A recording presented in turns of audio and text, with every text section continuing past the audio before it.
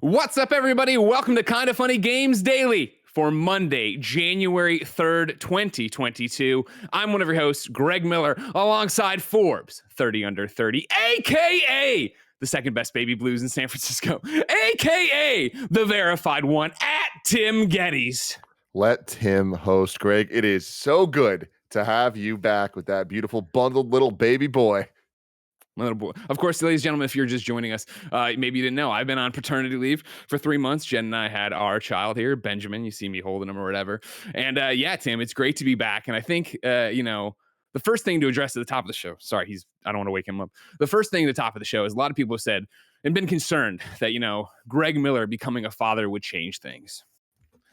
Ladies and gentlemen, who the fuck do you think you're talking to? All right, I was born to eat chicken wings and play video games, and it's been pent up inside me for 3 months. The need, the knowledge, the information I need to give you all, and I've left you here in the fucking darkness to lead and follow charlatans, your blessings, your Imrans, I don't even think he works here, your Timurs, all these people, and that's what they all said. They've said it for 15 years, ladies and gentlemen, 15 years that Greg Miller is a blight on the video game industry. I've seen your Jeff Keighley's, your Patrick Klepeks, your Jason Schreiers all saying, I'm what's holding you back. Well, for 3 months I was gone. And what did you all do? You let NFTs in the fucking door. I've been saying it for years. I don't know what it means. I don't trust it and I don't like it. And now they're goddamn everywhere.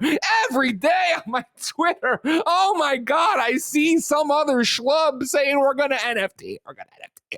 I don't know what it means, Tim, but I'm excited to learn in 2022. I'm back. I'm ready. The news will never stop. Greg Miller, the shooting star, will never stop. And I'm ready. Are you ready, Tim? Hi, Greg. I'm very ready. I love you so much. I have missed you so much. I miss you too. Fucking psychopath.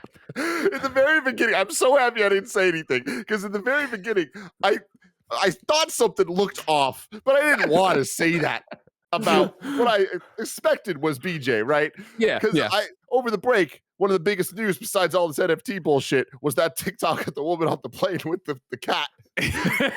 That's fake, whatever, doesn't matter. Well aware. It was a fake cat. And I was like, there's no way Greg Miller's fucking fake cat in me right now.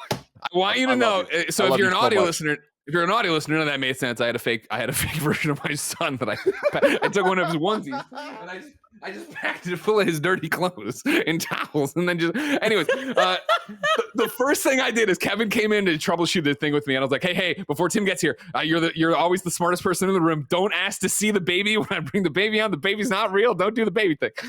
So I thank you, Kevin, for playing along, and I thank you, Tim, for not saying anything either. Oh, and more than that, though, I didn't know Kevin knew. Which explains a lot of why he's been so quiet when Greg Miller threw this fucking baby. But my favorite thing is right before we went live, Greg, in character, like playing me as well. Like he's going full on method acting here. He's just like, oh, hold on. I got to go get the baby from Jen. And like stands up and like fakes a conversation essentially to get this fucking baby on camera. You're amazing. Let's talk about video games. I want everybody to know, not only Kevin will call you on your bullshit, right? And that's why you got to tell him ahead of time. And also Kevin, of course, agreed on Twitter to fuck shit up with me in 2022. So we're fucking shit up. But then Tim is the hardest person to trick. Tim always knows when something's going on. Always has an inkling, always knows something's about to pop. So yeah, that was my thing. Is like I want to catch you off guard. I love catching you off guard. You got me the right way. That was exactly the jolt I needed to start 2022. You saying that date felt real in a way that I wasn't ready for, wasn't expecting. You know? Oh yeah, right. Exactly. There's a whole bunch of stuff going on. Hold on one second. I've been off for a while, so I want to make sure I understand how to do this. Hold on, because can somebody time out this account, Jeff Grubb, who says he misses Kinda Funny late 2021. You need to time out Jeff Grubb. All right, everybody. And we, of course, need to talk about GoldenEye 64 coming to Xbox, an update on Final Fantasy 16, and Square being into these NFTs, whatever the hell they are. We're going to talk about all this and more because this is Kinda Funny Games Daily. Each and every weekday on a variety of platforms, we run you through the nerdy video game news you need to know about. If you like that, be part of the show on patreon.com/kindafunny. KindaFunny on patreon.com/KindaFunnyGames. You can write in to be part of the show. You can get your questions read. You can get your names read as a Patreon producer. You can get the show ad-free. And of course, you can support us and get the post show we do each and every weekday. Of course, right now you could go there. There's a brand new t-shirt that's up for this year's platinum, or for this month's platinum subs. Kevin will show it when we get the housekeeping even deeper, but I said it right there because I'm so excited about it because it's all about me being back, which is very cool. And again, I'm sorry I left you guys for so long. I'm sorry. You had to talk to Nick. You know, nobody wants that. There was a lot of talking to Nick, Greg. Goodness gracious. If you got no bucks to toss our way on patreon.com/KindaFunnyGames, no big deal. Of course, you can watch us record the show live on twitch.tv/KindaFunnyGames. If you're watching live, you have a special job. Go to KindaFunny.com/you're wrong and tell us what we screw up as we screw it up so we can set the record straight for everybody watching later on youtube.com/KindaFunnyGames, roosterteeth.com, and listening on podcast services around the globe each and every weekday. Housekeeping, we are recording PS I Love You XOXO later today, and we're talking about our PlayStation predictions for 2022. So make sure you write in right now on patreon.com/KindaFunnyGames so you can get your questions, your comments, and your poll results in. I asked you a whole bunch of questions about the predictions we'll be making. You've already been there in droves. Thank you so much for answering that. Like I said earlier, speaking of Patreon, either patreon.com/KindaFunny or patreon.com/KindaFunnyGames, we have a very cool ass shirt right now. Every month we do a physical good for platinum subscribers. Kevin, if you can show this, you already are. We have a new one, Return to Madness. Of course, I don't know if you heard, Tim, a lot of people are calling me the crow of our generation. It's that or the shooting star, apparently. A lot of names. You know what I mean? I'm giving you a lot of merchandising ops here, all right? You just take your pick. But here we got a great Madness shirt all set to go. I don't want to speak out of turn. Do you remember who made this one?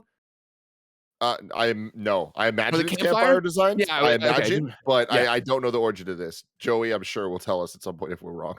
No, yeah, Joey loves telling us we're wrong. Don't worry about that. Speaking of campfire designs, if you went to patreon.com/KindaFunny right now, there's a post up that you don't need to be a subscriber for, running you through the fact that, hey, guess what, Tim? This week is our 7th anniversary of Kinda Funny. However, we're not doing Kinda Funny Day right now. We're going to do Kinda Funny Day when the new studio is ready this year, which it's this year. It is happening this year. Goddamn pandemic, get out of my way. I feel more likely that it'll happen this year than I've ever felt like it was going to happen this year any other year. So excellent. Take that. We got that. You know, it's very close, so it should be this year. Yeah. You can read all about the new studio stuff. You can read about the fact that yes, that shirt with the Madness one is done by Campfire Designs, and we have a new merch drop every month now. Doesn't even count. This is like a Patreon thing. A new merch drop every month, also by Campfire. That's all up on the post. There's a whole bunch of cool information over there. You can go read about it, find out about our TikTok and all that. For now, let me tell you about our Patreon producers: James Davis, aka @JamesDavisMakes, Blackjack, and Pranksky. Today we're brought to you by Upstart, Raycon, and ExpressVPN, but we'll tell you about that later. For now, let's begin. Damn it, I was so good. You were killing it. You were killing it. Good. So it feels good, Tim. You know what I mean? I've been balled up for 3 months, walking on eggshells around this baby. You can't stop me now, baby. You know what I mean? That's what I'm saying. Let's begin the show with what is and forever will be the Roper Report. For some news, 5 items on the Roper Report. A baker's dozen. We'll start at a little website called IGN.com, where Adam Bankhurst writes about GoldenEye's Xbox achievements. GoldenEye 007, the legendary N64 game from Rare, that is one of the most beloved multiplayer experiences for many around the world, may be getting a new life on Xbox after achievements have been spotted for the game online. True Achievements, a website that tracks Xbox achievement activity, recently picked up an achievement list for GoldenEye 007, which had never been seen before. There are 55 achievements that are worth a total of 1,000 gamer score. And that is another hint this may be a new port. As many may remember, there was an updated version of GoldenEye 007 being developed for Xbox 360's Xbox Live Arcade that was just about finished before it was canceled due to licensing issues. Back then, XBLA Games had a limit of 200 gamer score, so seeing GoldenEye 007 with 1,000 gamer score is an interesting development. Furthermore, True Achievements website also reveals that there are only 2 Xbox accounts that have earned these achievements: Big Sheep and Xtina McGrath. By searching these names, it appears that Big Sheep and Xtina McGrath are Rare employees James Thomas and Christina McGrath.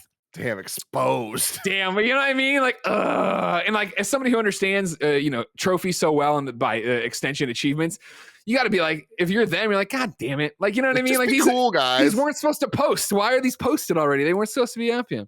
While this doesn't necessarily mean that there's a new port of GoldenEye 007 on Xbox, I'm sorry, while this doesn't necessarily mean that a new port of GoldenEye 007 on Xbox consoles is imminent, it is an exciting prospect for fans as we begin the new year. I will strike that from the record, Adam. It 100% means that is imminent. Enjoy yourself.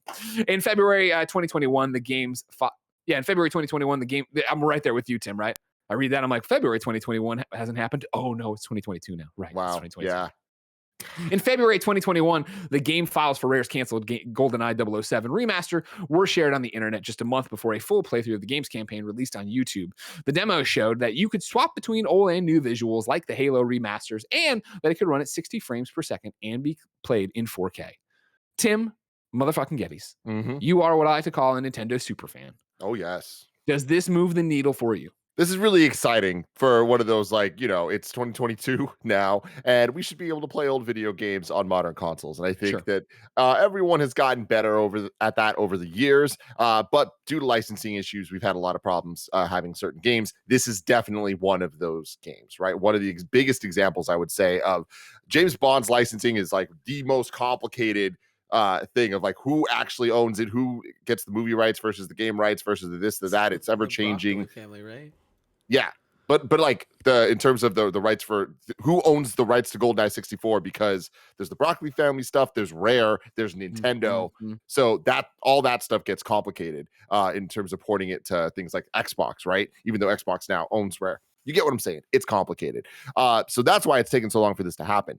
It's cool because Perfect Dark is playable now on like Game Pass on Xbox, and it's real damn pretty, right? With 4K, and you can kind of get an example, an idea of what GoldenEye is going to look like and play like, which is a fun, cool, novel thing, right? I think that everyone can agree that GoldenEye 64, not necessarily. I like how you're dancing around, the critical, like what the GoldenEye and Perfect Dark feel like in a modern era. Yeah, but it's still cool and novel to go back to it, and I think that there's a lot of fun to be had potentially with the multiplayer and all that stuff, just to have some of that nostalgia kick. Of course.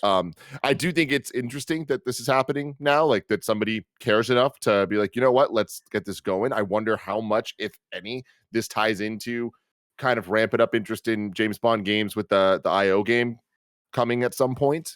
Well, but that's one of the things. Probably Oliver wrote into patreon.com/KindaFunnyGames, just like you can, to be part of the show, and says, "What's good, KFGD?" With news of GoldenEye's 007 achievements leaking, which all but confirms an imminent release. Thank you. I don't know what Adam's talking about. Do you think we'll soon start to see more information on IO Interactive's Bond game? This year's the 60th anniversary of Bond, and they've already confirmed that we'll get a ton of Bond news throughout the year. But is it still too soon to hope to see what IO is working on?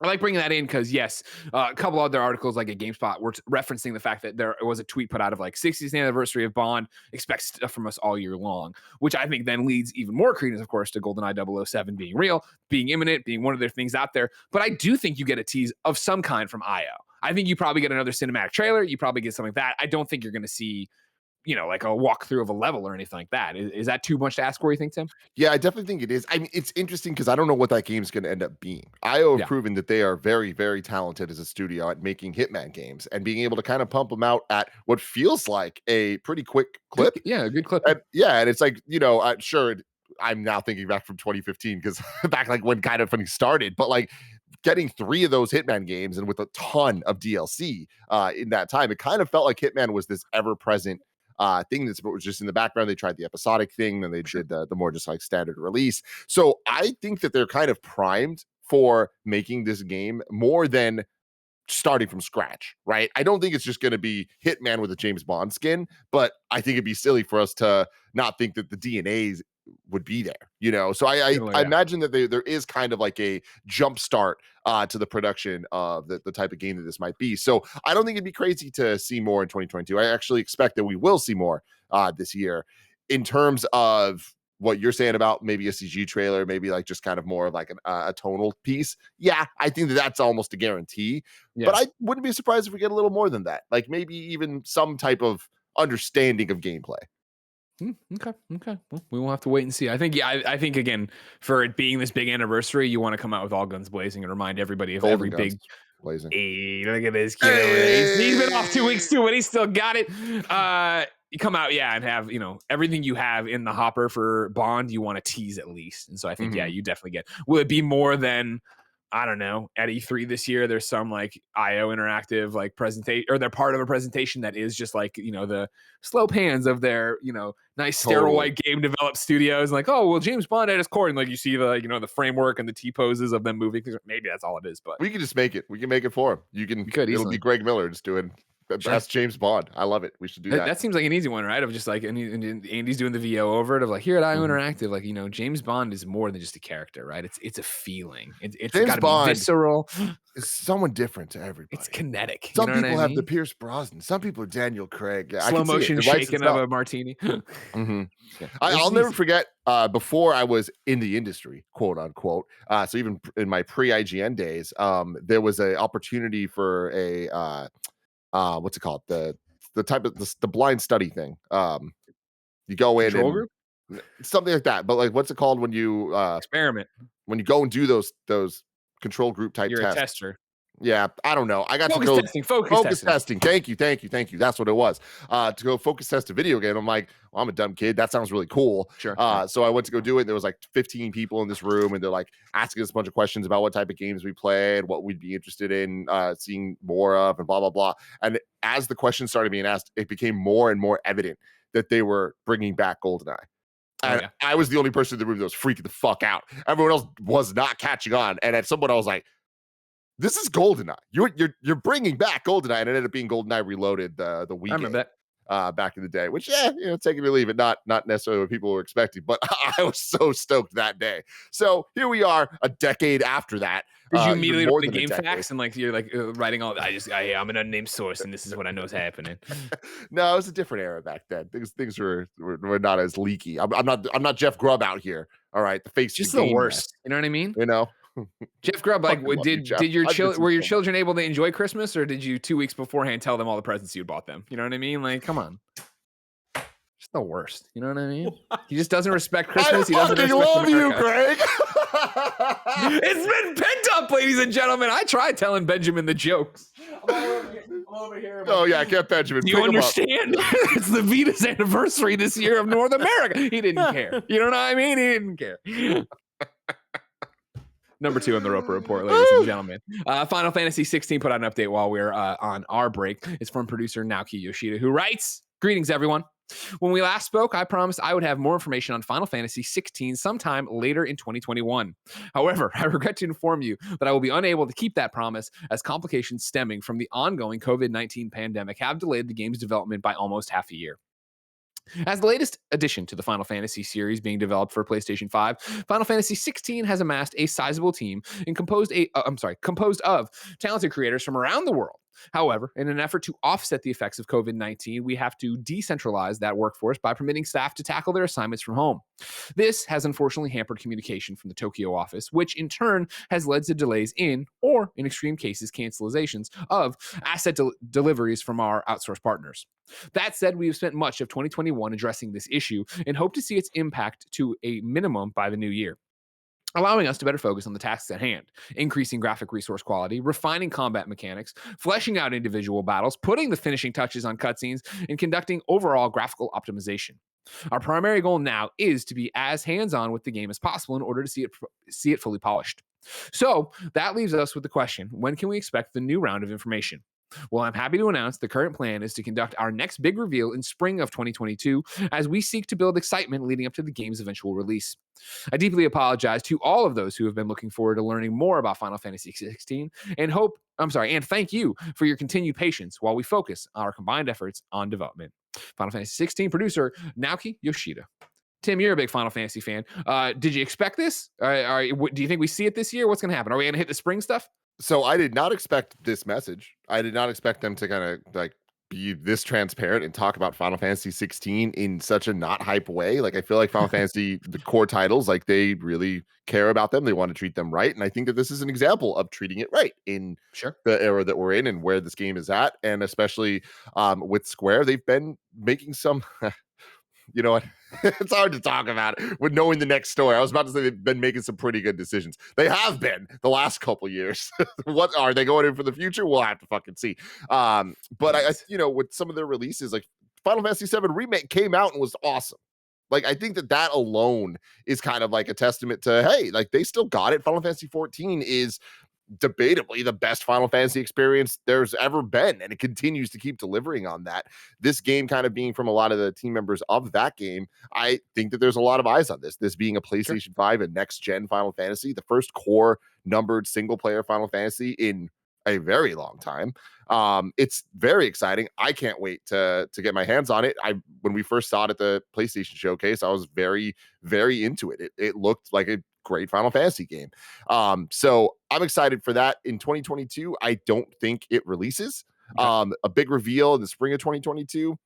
Sure, why not? I mean, they're saying it. I feel like, to me, this they said that about 2021. Yeah, but they have information.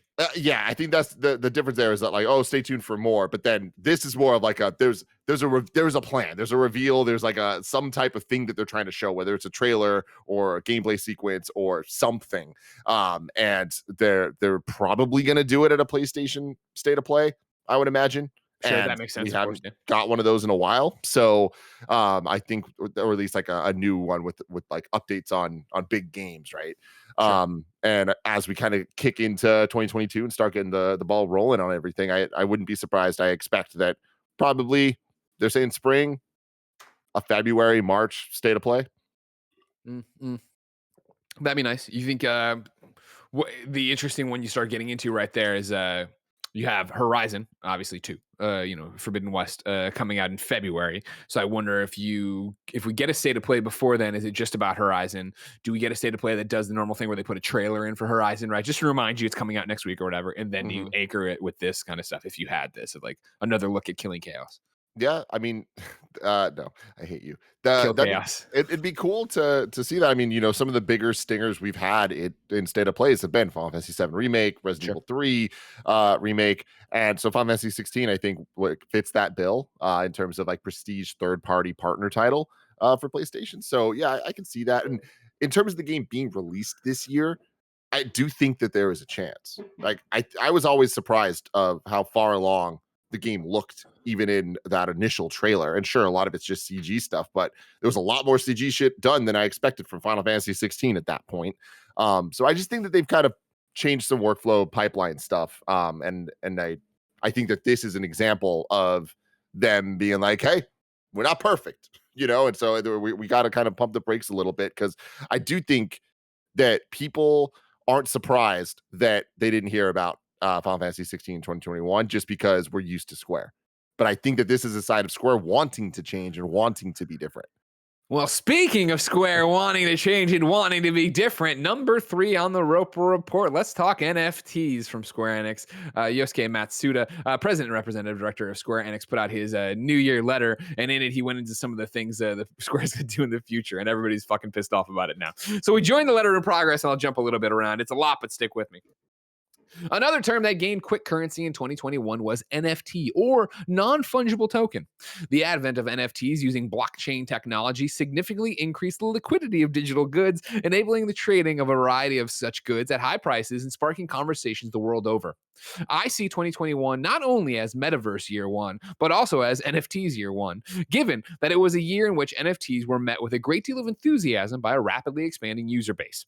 However, we do observe examples here and there of overheated trading in the NFT-based digital goods with somewhat speculative overtones, regardless of the observed value of the content provided. This obviously is not an ideal situation, but I expect to see an eventual right sizing in digital good deals as they become more commonplace among the general public, with the value of each available content corrected to their true estimated worth. And I look for them to become as familiar as dealing in physical goods. Then I go on a little bit further. Lastly is blockchain games. Be they single-player or online games, games have traditionally involved an undirectional flow whereby creators such as ourselves provide a game to the consumers that play them. By contrast, blockchain games, which have emerged from their infancy and are at this very moment entering a growth phase, are built upon the premise of a token economy and therefore hold the potential to enable self-sustaining game growth. The driver that most enables such self-sustaining game growth is diversity, both in how people engage with interactive content like games and in their motivations for doing so. Advances in token economies will likely add further momentum to this trend of diversification. I see the quote play to earn concept that has people so excited as a prime example of this. I realize that some people who quote play to have fun and who Those fucking losers. I see our consumers who play video games for enjoyment, the dolts, and who currently have the majority of players. Oh, let me try this again. I realize that some people who quote play to have fun and who currently form the majority of players have voiced their reservations towards these new trends, and understandably so. However, I believe that there will be a certain number of people whose motivation is to, quote, play to contribute, by which I mean to help make the game more exciting. Traditional gaming has offered no explicit incentive to this latter group of people, who were motivated strictly by such inconsistent personal feelings as goodwill and volunteer spirit.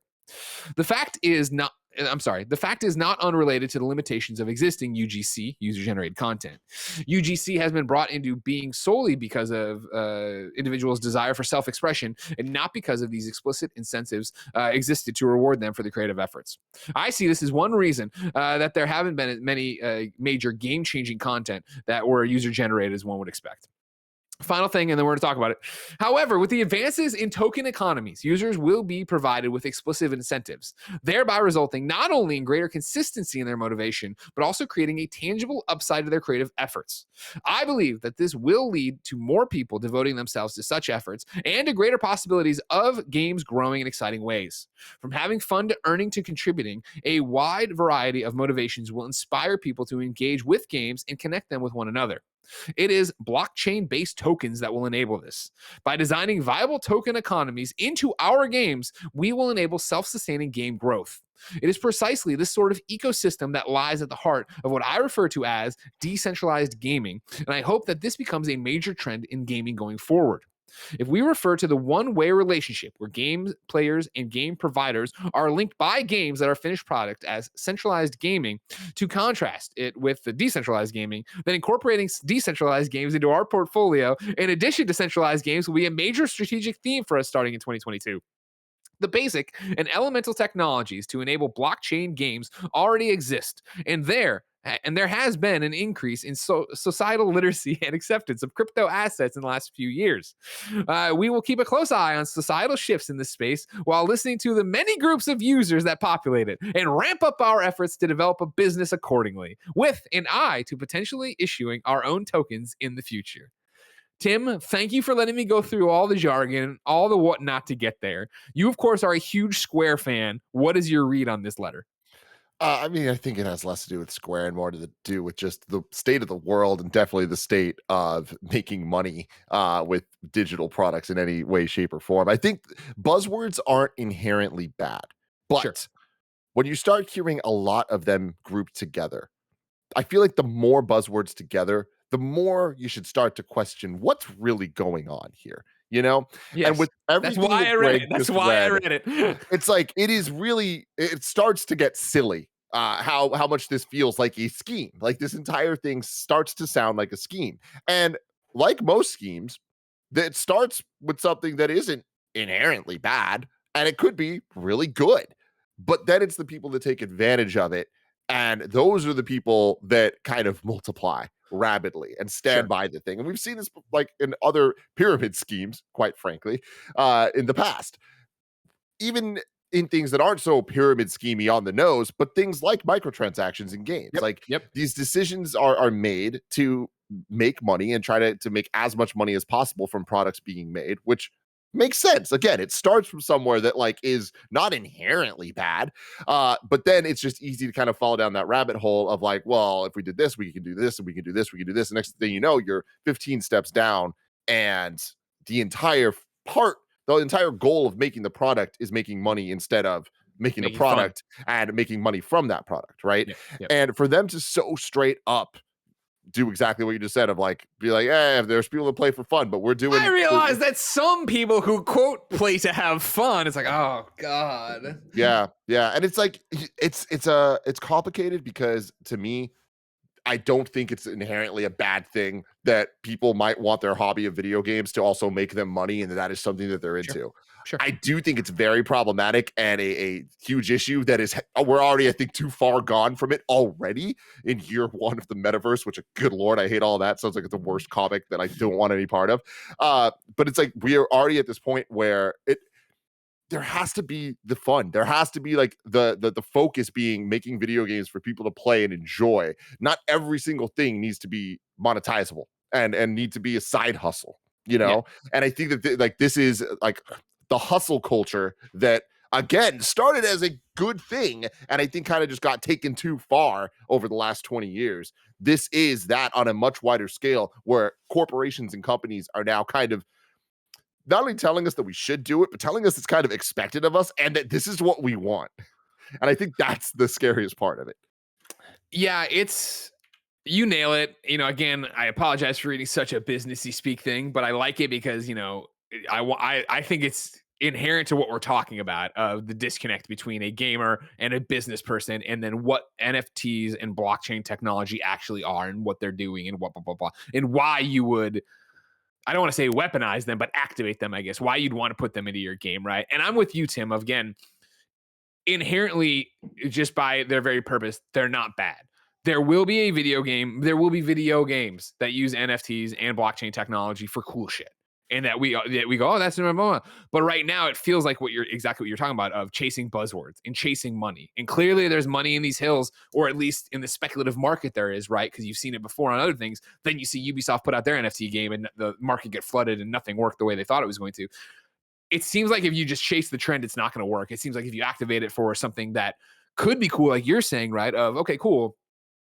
Right now people are making so much in Dreams. People were making in Little Big Planet. If you wanted to, Assassin's Creed Odyssey, right? You can make your own quests. Even to, UGC, I go all the way back to, what was it? Infamous 2, right? Where they Sucker Punch put UGC in there where you could write your own stories. Maybe it was Infamous 1, KindaFunny.com/wrong. And I understand that, like, it's what they're talking about here, right? In the Square letter, of course, of, well, for years, people have been able to create their own stuff if they wanted to, but just because they want to help people out. Now they could do it. They could make a profit off it. They could make some money off of it. And it's like, yes, that is a good idea. Like, I do think that it would be a nice thing if you were putting all your time into it. We partner with Core all the time, another game creation platform where people are going in and making assets and then sharing them and stuff like that. It's a great idea to be able, if Core is making money off of you, to then have the money trickle back to you. And I think with Core it does. KindaFunny.com/you're-wrong. Like, there's ways to do it, and there's ways to make it not sound slimy. But when you come into this letter and you're talking about people who play games to, quote, have fun, and like, God. And this is Square. Like, to me, I think that there's a major difference between Core, whose entire thing is designed around this and around user-generated things, and there's a ton of other examples of that. I mean, even going to things like, it's different, but games that are based on this type of creation, things like Minecraft, things like Roblox, that I think do have an inherently different player base, where some of those players are creators and are creators that want to make money from their creations. Like, that to me is something that I think is great and should exist, and it makes video games beautiful because they can be different things. But this isn't that. This is all of those elements kind of being thrust into core titles that they're talking about, where the focus should be and was having fun. Like, that was the goal. Yeah. And it's to your exact point, right? Where you're talking about taking a round peg and putting it in a square hole kind of thing. And the fact that you're trying to now retroactively put this stuff in there. And again, even though I enjoy the game quite a bit, right? I think you can look at Avengers in Square with that, right? This is Avengers, of course, made by Crystal Dynamics, but it's a Square Enix Marvel Games hookup, right? And it was clearly something of, let's make a games as service. Those are hot right now. They're not chasing the trend as much as they see the trend and they're like, let's act on that right now. So they try to do it, and by the time the game comes out, the trend's moved on and the game isn't nearly as strong as it would be if it would have just been, here's an Avengers single player campaign. Like, let's do what we did for Tomb Raider, but do it for Avengers. Instead, you have this game that's a hodgepodge of ideas that doesn't come together. And so you double back to this, right? Of like, okay, cool. How are you going to do this? For this kind of thing, I always jump to, like, I am a person who likes DLC, and that's a broad statement because there's a lot of shit DLC, obviously. But when it's really good, it's really good, or it gives me a new incentive to play or whatever, blah, blah, blah. I'm for that. But when I think of, like, when people were doing it incredibly wrong, right? I jumped to Prince of Persia, remember, with Ubisoft, the reboot one, where it was cool. The real ending is DLC. you had to pay to get the real ending. You played through the game, it was an unsatisfying ending, and then like whatever it was, I want to say like a month or two later, maybe it was longer than that, I forget. It was early days of my IGN career. It was like, okay, cool, now pay the, like, what the fuck is this? Like, why would you do it that way? The big problem there too was it was not just like, oh, you literally have to pay again for the ending of the game you already paid for, but this was in the early days of just downloadable games, period. So it's like not everybody had. Today people don't have the internet infrastructure for downloading games, but back then it was like cool, you don't have access to the internet, get fucked. Like, you're not getting to the end of this game, you know, like that Xbox Live Arcade or whatever the hell it was called even back then. It was just a very different thing. Like, putting your credit card on your Xbox to pay for things was like not as commonplace as it is these days. And I feel like we're about to see that type of thing just expounded on in all caps as we start seeing a lot of this bullshit kind of like make its way into core titles that we care about. And like, we've had a decade of microtransactions having their downs and their slight ups and their, you know, like all of that.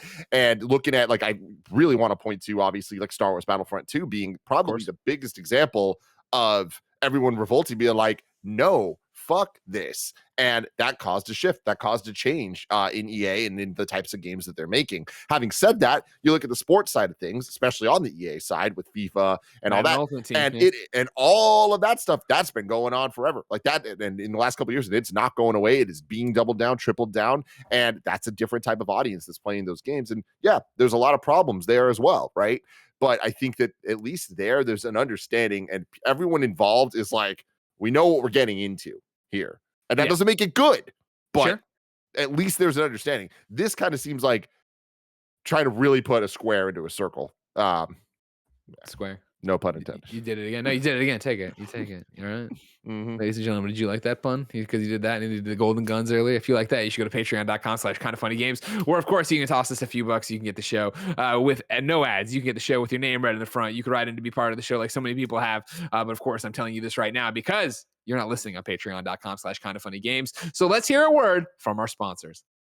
Using the internet without ExpressVPN is like leaving your keys in your car while you run into the gas station. You're probably fine, but it could be a disaster. Every time you connect to an unencrypted network, you're basically giving someone else the keys to your personal data, like your passwords, your financial details, the passwords to your financial life. And it doesn't even take much technical knowledge for someone to hack you, but ExpressVPN creates a secure, encrypted tunnel between your data and the world that'd take a hacker with a supercomputer over 1 billion years to get past. Plus, it's super easy to use. You just open the app and press a single button. I've been using it. KindaFunny's been using it. It's keeping our internet safe. And I love that. I love it so much. I love how easy it is to use, and I love that I just don't even need to worry about it. Secure your online data today by visiting expressvpn.com/kindafunny. That's expressvpn.com/kindafunny. And you can get an extra 3 months for free by going to expressvpn.com/kindafunny.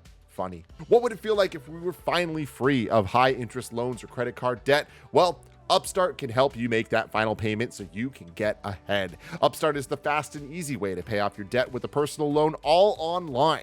Whether you're looking to pay off credit cards, consolidate high interest debt, or fund some personal expenses, Upstart can help you get one fixed monthly payment with a clear payoff date. Rather than looking only at your credit score, Upstart considers other factors like your income, current employment, and credit history to find you a smarter rate. One of my really good friends did exactly this, and it helped him out so much. Just consolidating all of his debt into one place allowed him to focus and just take care of it. And now he's debt free thanks to Upstart. Find out how Upstart can lower your monthly payments today. And when you go to upstart.com/kindafunny, that's upstart.com/kindafunny. Don't forget to use our URL to let them know that we sent you. Loan amounts will be determined based on your credit, income, and certain other information provided in your loan application.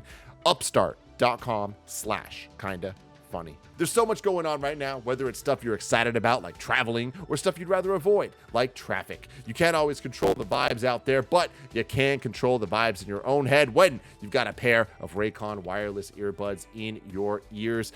With Raycon's new everyday earbuds, they look, feel, and sound better than ever. One of my best friends, James Burke, he loves these things. He's always out there when he's running, when he's playing his baseball. He's a baseball coach, so he does a lot of those two things. And Raycon's new everyday earbuds look, feel, and sound sound better than ever. They've got an improved rubber oil look and feel and optimized gel tips for a perfect in-ear fit. Plus, you get 3 new sound profiles, so the sound is great no matter what you're listening to, whether it's a podcast like this one, or some hip-hop, or some rock, or anything in between. Right now, Kinda Funny listeners, you can get 15% off your Raycon order at buyraycon.com/kindafunny. That's BUYRAYCON.com/kindafunny to save 15% on Raycons. Buyraycon.com/kindafunny. Tim, Mm-hmm. I've been gone a while, but those are some good ad reads. All right, you did real well there. I'm proud of you. I Thank like you. where you're at. Number 4 in the report, Riot agrees to pay $100 million in a settlement of the class action gender discrimination lawsuit. This is Shannon Liao over at the Washington Post. League of Legends publisher Riot Games announced Monday that, and this is not obviously today, this is Monday, I think last week or whatever. Again, you're catching up on news from when you're gone. Announced Monday that it is settling a 2018 gender-based discrimination class action suit with California state agencies and current and former women employees for $100 million. The company will pay $80 million to members of the class action suit and approximately $20 million towards plaintiffs' legal fees. The Los Angeles lawsuit was filed in November 2018 by now former employees alleging gender discrimination as well as sexual harassment and misconduct at Riot Games. The suit was followed by 2 inquiries led by the California state agencies. The suit came after gaming news site Kotaku published an expose about the culture of sexism at Riot, which manifested itself in workplace behaviors ranging from unwanted advances and harassment to hiring a promotion process that passed over a hiring and promotion process that passed over female candidates for being insufficiently into gaming and quote unquote league. Riot Games agreed to sell the suit in 2019 for $10 million, but California's Department of Fair Employment and Housing intervened, blocking the agreement with a court filing in which the agency argued that victims should be entitled to as much as $400 million. The DFEH posted a news release acknowledging the settlement Monday night. So again, I know I'm reading this. Maybe you're driving a car. Maybe you're cooking some great julienne fries or whatever. Remember, it's $100 million is what this settlement's for now. And in 2019, Riot tried to get out for $10 million, being like, all right, you know what? That's good enough. And they stepped in like, no, it isn't. Don't do that. In the settlement, Riot Games also agreed to certain workplace policy reforms. These include greater transparency around pay scales for job applicants, not relying on prior salary history to set employees' pay or assign job titles, and the creation of a pipeline for former temp agency contractors to apply to work at Riot Games. The publisher will also implement a policy requiring the presence of a woman or member of an underrepresented community on employment selection panels. As part of the settlement, Riot Games must be monitored by a third party for 3 years. That party will oversee human resource complaints, how they are handled, and whether employees of all genders are being paid fairly. The third party, which could be an individual, must be approved by the company and the DFEH. If the monitor discovers Riot Games needs to improve its practices, they can recommend changes to implement, which the judge presiding over the suit may enforce. Quote, 3 years ago, Riot was at the heart of what became a reckoning in our industry, Riot Games wrote in a statement shared with the Washington Post. We had to face the fact that despite our best intentions, we hadn't always lived up to our values. As a company, we stood at a crossroads. We could deny the shortcomings of our culture, or we could apologize, correct course, and build a better Riot. We chose the latter. While we're proud of how far we've come since 2018, we must also take responsibility for the past. We hope that this settlement properly acknowledges those who had negative experiences at Riot, end quote. Timothy, good enough for you?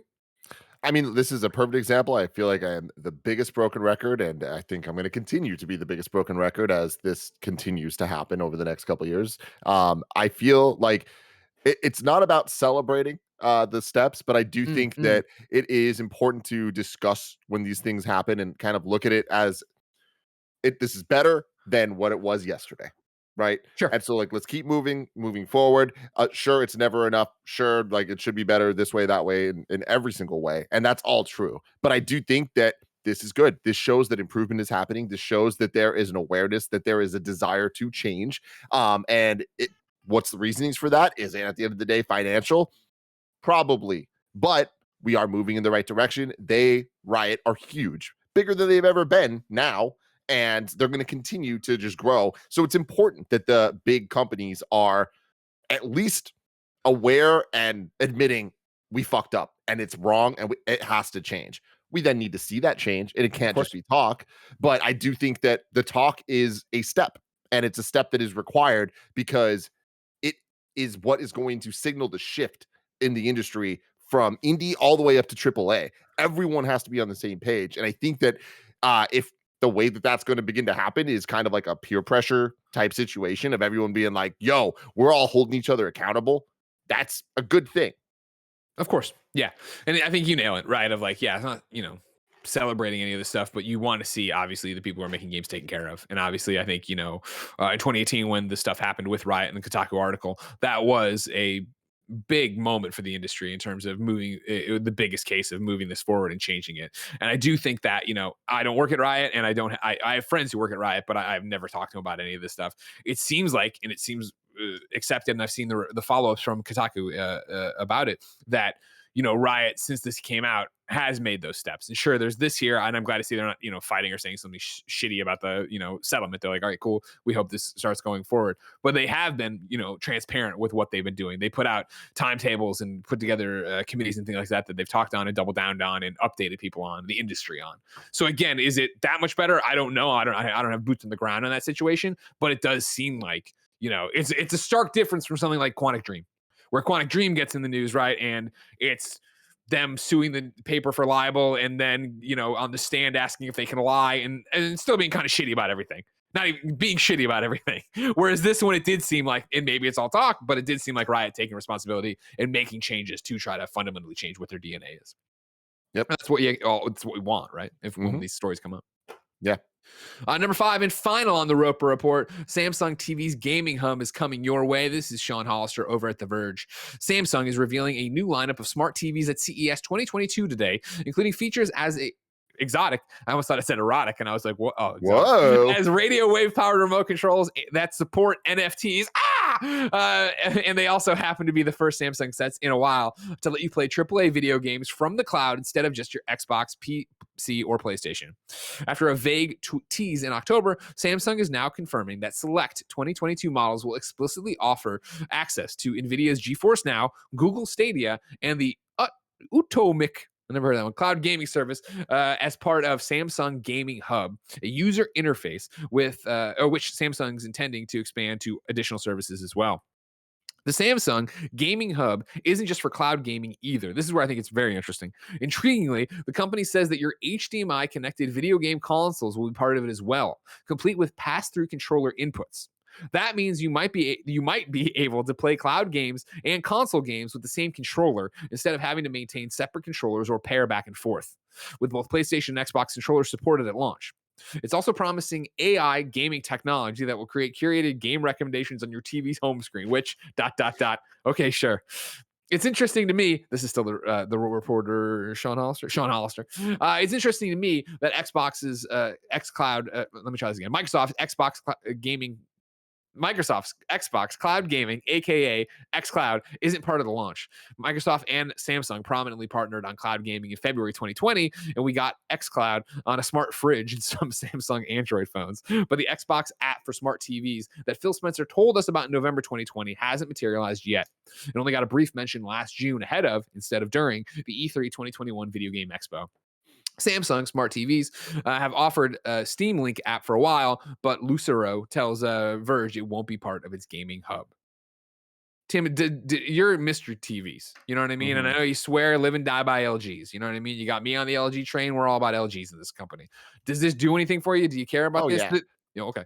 I mean, look, it's CES right now, or it's about to start. I absolutely love CES. It's definitely one of the highlights of my year, seeing all the new tech get announced, whether it's stuff that's cool, here's the product lineup for this year, or all the cool stuff that's like, hey, here's a prototype of this thing that you may or may not see in 10 years. All that stuff's really cool to me. I love where we're at with TVs right now. I think that it reminds me, and Kev, you know exactly what I'm talking about here. There was Kev, this you know what he's talking about, big dog. There was this beautiful moment in the mid 2000s where hard drive prices just plummeted, and all of a sudden they went from these luxury external hard drives being these luxury items of like, please, sir, can I get a 512 gigabyte? No, now fuck that shit. You're getting 3,000 terabytes. They're giving it to us. You don't even need to pay for it. You know what I'm talking about? And I feel like TVs are having that moment as well, where they're just getting bigger and bigger and bigger. We've gotten to a point where I've always said that the sweet spot for the high level prosumer TV is $3,000. If you are, I'm all about TVs, I care about tech, $3,000 is the highest you should be paying for whatever TVs are available. Because once you go over that 3K mark, you're definitely getting the law of diminishing returns. I think that number has now shifted, that you're totally fine with like $1,800. And I'm talking about top of the line shit. That's awesome. Very fucking awesome. Because that means that the 3K, the 5K shit is going to be insane. We are years away from getting a 120-inch OLED. That's insane. Greg Miller, you had a question. Yeah, sorry, Greg Miller from KindaFunny.com. Years ago, you got mad at me when I just jokingly said I might walk into a Walmart and buy a TV for $700. Would you still be mad at me if I did that? I mean, yes, I would be mad at you, but I'd be mad at you for like the same reason, just like exemplified now, which is we are at a place where the best of the best is so close to just that range that you're talking about. Like, yeah. And again, I'm talking about the best of the best. You don't need that. The range starts at like, you can be getting a $900 TV and you're getting the freaking dopest shit imaginable. It's just, it might be smaller, you know? Yeah. But TVs are in a really great place is the point that I'm making. I think the tech is there. There's pros, there's cons. I mean, even with the LG TVs, like a lot of people recently been talking to me about, oh, what about the Sony OLEDs? The Sony OLEDs are great, but if you're a gamer, you need the LG ones. That's just really what it comes down to. The Sony ones have a slight edge when it comes to movies and all that stuff. Games have an edge when it comes, or LG has an edge when it comes to games. Things like Samsung TV partnering with all these other people, very interesting. I think that it's not good when there is no Xbox Game Pass, when there is no Steam Link. Like when the core things that people want from this aren't there, it's starting to show, okay, cool. This isn't necessarily for those core people. This is for the people at a Best Buy walking by and being like, oh, I don't need a console and it can just play. They want to check a box, right? They want to check a box yeah. on there. It's the same thing of like, for me personally, as I like the idea of streaming. I think Luna does it really well, and they have sponsors in the past, so take that with a grain of salt. But I bought my Luna myself when it came out. But like, I'm not playing things on Stadia. I'm not playing things on GeForce Now or whatever. So it's like, whatever. I'm more interested by this whole controller pass through, because that sounds cool, right? The idea that like, okay, cool. I have my, Xbox, PlayStation, and my Switch all hooked up. And because of this pass through, I can just use my DualSense to control all of them. Of course, there are going to be problems. They're going to be I'm sure if I was using my Xbox controller to do it right, not having the touchpad would freak out the PlayStation for certain things in there. There'd be all these little problems for it. But it's an interesting idea. Personally, it's not something that I'm like into that I would run out and buy a TV for, but it's like an interesting, okay. I doubt the gaming hub is going to be that cool, but I would love to be proven wrong. I mean, the thing is, like, these things are used by a lot of people. Like, we obviously aren't the audience for this. We have gaming consoles, we have PCs, we have phones, we have so many ways to be able to access Luna and all this stuff, Stadia, if we wanted to, right? Yeah. This is for the people that aren't even thinking about it. And like, we know, like, I've had conversations recently with people talking about like just the in-app TV stuff, right? Like, I mean, even Blessing is a perfect example. This motherfucker turns on his TV and he's just like clicking around the Samsung or whatever brand he has, like smart TV thing, and just starts watching shit.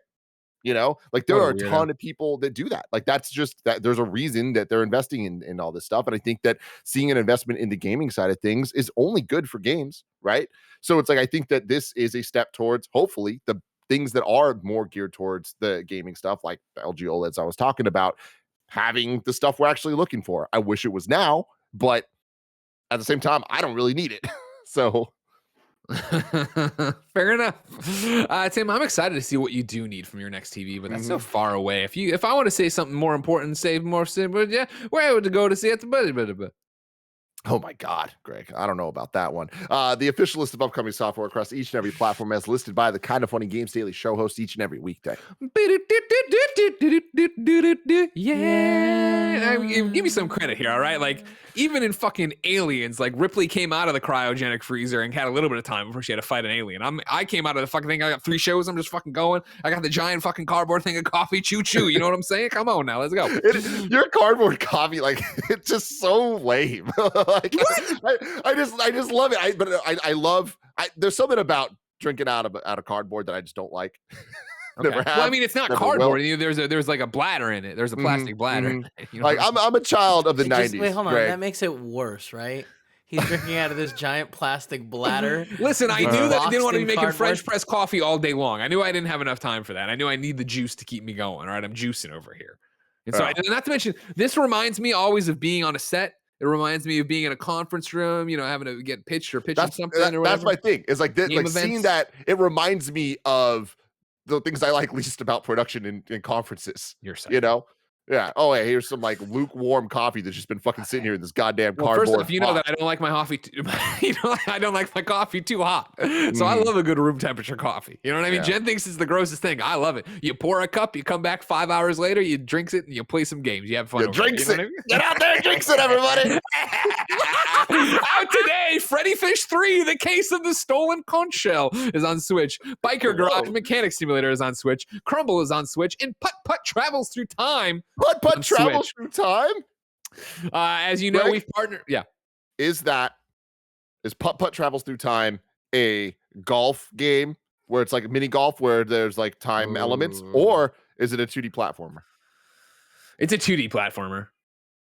Or it's a 2D platformer, or it's a third-person game where you're a car. That's where it is. That's you know, where we're you know at. what putt-putt is, right? Yeah, You remember yeah, putt-putt. for like going putt-putt golfing, right? No. Tim, like, you remember putt-putt. We grew up with putt-putt, right? Kevin, I love you so much. No, I don't know what Putt Putt is. I don't The know. little putt-putt red trailer. car? Or purple car? This is Yeah, like... I don't know Putt Putt. Hold on. I'm bringing it up. He's bringing up a trailer. Everybody, hold your horses. This Keep little these in guy? a bonnet. You didn't know this little guy? No, I don't know, but No, I don't know. Is there a wiener dog in this? Does he drive with a wiener dog? I that think one it's time? just a dog. I think it's just Okay. a dog. Yo, it's a straight up old school. Yeah, Adventure point game. and click. Yeah, point and click. Wow. Wait, I would- you never played this game? Nah, dude. Oh, dude, that's wild. I didn't have a computer for a long time. I wasn't out here putt Yeah, putting. but we had I one. wasn't out here traveling through time. Not me. Couldn't be As me. you know, we've partnered with NVIDIA to keep you updated on all the latest GeForce RTX additions to your favorite games, but we have a different kind of update for you today. If you want to watch a pre-show before tomorrow's Kind of Funny Games Daily, tune in at 8 a.m. Pacific time to NVIDIA's virtual event on NVIDIA YouTube or Twitch during the annual Consumer Electronics Show. That's CES. NVIDIA will be making several announcements in gaming and other AI enterprises. Visit the events page on NVIDIA.com for more details. Tim, I got Check it out. It's like check it out, but with tech. Is that on the screen there? I didn't enlarge it, or is that just? No. Are you giving CES That was a me. catchphrase? That was all me, Greg. Huh? Wow. Yeah. I will hit up some. I know some people at CES. I will hit them Mhm. up and see if we can get that CES 2023. Check it out. Check it out. No, I got deals of the day for you. We got some games for PlayStation Plus for January. These will be popping tomorrow, I believe. KindaFunny.com/wrong. Maybe they're up right now. Persona 5 Strikers Deep. Oh, this is PlayStation Plus. My apologies. I was thinking of PlayStation Now. Let me try all this again. PlayStation Plus games for January, which yes are posting tomorrow. Persona 5 Strikers, Deep Rock Galactic, and Dirt 5. Then PlayStation Now January games arrive tomorrow as well. Those are Mortal Kombat 11, Final Fantasy 12, The Zodiac Age, Fury Unleashed, Unturned, Super Time Force Ultra, Kerbal Space Program Enhanced Edition. And then the final deal of the day is that the Tomb Raider reboot trilogy is free at the Epic Games Store right now. If you're going there, of course, use the creator code KindaFunny, all one word, support us there. Turns out, that's a thing. Got to say it. Tim, it's a new year. It's a new Greg Miller. But it's still time to squat up. This is where you, ladies and gentlemen, write into patreon.com/kindoffunnygames. Give me your name, username, platform of choice, and why you need help in a video game. I read here. The best friends come and find you, and everybody hangs out together. Today, Probably Oliver needs help. Probably Oliver writes in and says, "What's good, KFGD? Happy New Year to you all. My New Year's resolution is to do one thing a day to get me closer to my dream of working within the games media/PR space. Unfortunately, I tested positive for COVID on New Year's Eve, and it's been kicking my ass since. So the first few days of the year haven't been as productive as I like them to be. I'm looking to chat with anyone who started their own journeys over the last year or two about their own beginnings, or anyone who's willing to lend an ear and give any kind of advice on getting started on achieving my dreams of writing about, talking about, or promoting my favorite pastime. The few people I've reached out to over the last few months have all been incredibly helpful, and it'd be amazing to continue building a network of like-minded folk to help make this year the first year of the rest of my life. If anyone would like to reach out, you can find me on Twitter at probably_Oliver or on Discord at probablyoliver #5779. P.S. Thank you to everyone at Kind of Funny. You've kept me, and I'm sure many other best friends, sane over the past 2 years. Well, it's been 7 years. Where the fuck were you, Probably Oliver? Ladies and gentlemen, find out where he was for those first 5 years by hitting him up at probably_Oliver on Twitter. I still got it, man, Again, Ripley would be all like, oh, the alien would just eat her face. I'd fucking knock that queen out right now. You know what I mean? Then I'd grab Newt, powerbomb her. The cat kick it really hard. Watch the movies that made us about aliens the other day, by the way, if you didn't know. Oh, okay. I was wondering, I was like, where's Greg going with this alien? You saw it, I think in the Spider-Man Far From Home. I had a bunch of Titanic references because I just watched Titanic. Now I'm coming in off this. I got it all, man. I got it all. Don't worry about it. I got 2 required readings for you, Tim. Of course, ladies and gentlemen, sometimes awesome articles go up that aren't really news, but should be things you go check out. We're going to start at Bloomberg, where, of course, Jason Schreier writes, the next video game from BioShock's creator is in development hell. I'll read you the first paragraph. It has been nearly 8 years since the development. It has been nearly 8 years since development began on Ken Levine's next video game. Levine, the creator of the hugely influential BioShock series, is an auteur of the medium. He embodies everything that comes with the title, according to people who have worked with him: a singular brilliance, stubborn perfectionism, and a delicate ego. This goes on to talk about this game that has been coming. It's a narrative Lego game. It's supposed to change based on what happens with you, the player, and how people have hemorrhaged out, and that it's a whole bunch of things. And it's just I think every so often when we do a predictions episode, you come around to that of like, oh yeah. And of course, Jason calls out the fact that, like, you know, when Ken shut down Irrational, right, and then made this new studio, the idea was to make smaller experiences, and it sounded like to make them faster, and it's taking actually longer. So it's a very interesting read on what's going on behind the scenes over there. If that wasn't enough for you, over at Game Informer, Blake Hester has an article, the version of Bully 2 you'll never get to play. I'm going to read the first few graphs on this because like this is a longer winding intro. For a while in the late 2000s, developers at Rockstar New England thought they were working on the next big Rockstar game. They were excited to push the company's tech and bring a cult hit into Rockstar's vision for the future. They were excited for the chance to prove themselves as a Rockstar studio, having recently been purchased by the company. They were excited to lead development on Bully 2, the sequel to Rockstar's critically acclaimed open-world adventure about life in a private school. But things don't always go as planned, and other obligations on a release schedule get in the way of passion projects. Rockstar New England's Bully 2 was shelved in favor of other, more troubled projects in development like Max Payne 3 and Red Dead Redemption. Quote, Rockstar New England wanted to be sort of the golden child in the Rockstar thing, but it's really hard when Rockstar North was the one that was producing all the golden eggs at the time, one developer says. Living in the shadow of someone who casts a big shadow like Rockstar North and trying to usurp that role, it's really difficult and nearly impossible. But man, did they try. Oh, did they try. To find out what exactly the studio was planning with Bully 2 and why it was ultimately let go in favor of other projects, we recently spoke to 5 former employees from Rockstar's New England studio and 1 from its New York City headquarters, most of whom requested anonymity out of fear of repercussions from Rockstar. Their story is one of shifting company cultures, tech that would finally find its way into Rockstar games as late as 2018's Red Dead Redemption 2, and disappointment over the way things went. Another great read, like I said, Game Informer, Blake Hester, the version of Bully 2 you'll never get to play. And then before that was Jason Schreier at Bloomberg. The next video game from BioShock's creator is in development hell. A lot of good video game writing for you to dig into today, ladies and gentlemen. Mm-hmm. So get to it. Tim, we asked people watching live on twitch.tv/KindaFunnyGames to go to KindaFunny.com/you're wrong and tell us what we screw up as we screwed up so we can set the record straight for everybody watching later on YouTube.com/KindaFunnyGames, Roosterteeth.com, podcast services around the globe. Nanobiologist, of course, makes his first appearance of the year, and I'm sure it will be far from the last to say the Ubisoft. I said Ubisoft put out their game NFT thing and it got flooded. He says the Ubisoft NFT market didn't get flooded, just nothing was selling. The first NFTs that could have been collected required 600 plus hours of playtime. Oof, not good. We already got the people. A lot of people know about Putt Putt. They came up to tell us about Putt Putt and Freddy Fish. Freddy Fish is also a point and click adventure. I missed one. Raw is Gregica says Star Wars Jedi Fallen Order is free with Prime Gaming through Origin if you want to. There you go. There you go. So, we're not bad. You know what I mean? Great. Something we didn't talk about much, or you might have mentioned it, but this Friday, what are we doing? Oh, yes. Sorry. So I noticed I fucked that up too, but when we were out of the station, it was gone. So I talked to you about the letter on Patreon, talking about everything going on, right? And talking about how, hey, we're not doing the big Kinda Funny Day usual celebration because we're waiting for the studio. That's when we'll do the giant 12-hour stream, announce a bunch of different shows, yada, yada, yada. Instead, though, we are doing 7-on-7, celebrate 7-on-7. So Friday, January 7th, we will be celebrating 7 years of Kinda Funny on twitch.tv/KindaFunnyGames. You'll get your normal Kinda Funny Games daily, and then Snowbike Mike will grab your hand and take you on a twitch.tv/KindaFunnyGames adventure for the rest of the day. We're doing some Mario Party in there. Andy tried to talk some shit about everybody's golf, but then I slapped the taste out of his mouth yesterday, so I don't know if he'll actually do that. He's still such a coward, he won't come back to California. You know what I mean? He said, the flag got canceled. I couldn't come do the flag.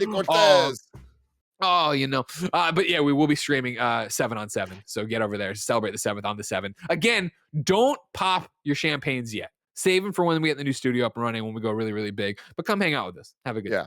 I loved it because we did a meeting yesterday, like catch up, get ready to see where we're all at with everything. And it was all of us together. So much fun seeing everybody talking to each other. But my favorite thing is, like, as we went through the week and started talking about like what content we're doing, who's on what shows, like there was this kind of idea of like, we want to do a stream. Like we all want to do something big and stupid. So Friday's going to be fun. I'm excited for it. I'm excited that everyone is excited to be back and making content with one Greg Miller.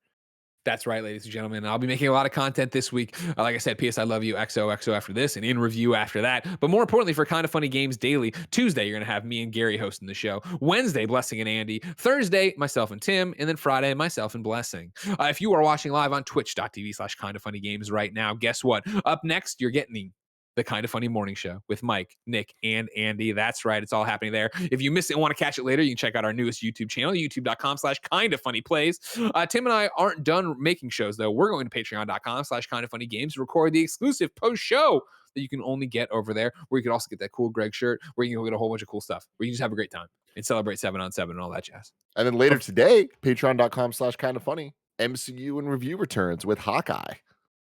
I mentioned interview, but it's no big deal. You're telling me there's a lot of stuff to do. Why do you think I got this cardboard thing with a bladder in it? You know what I mean? And look at this, Kevin. What smart design. Look at that. I got it right there. I got extra cups. You come over, Kev. I got a cup for you, okay? Sounds good. Ladies and gentlemen, until next time, it's been our pleasure to serve you.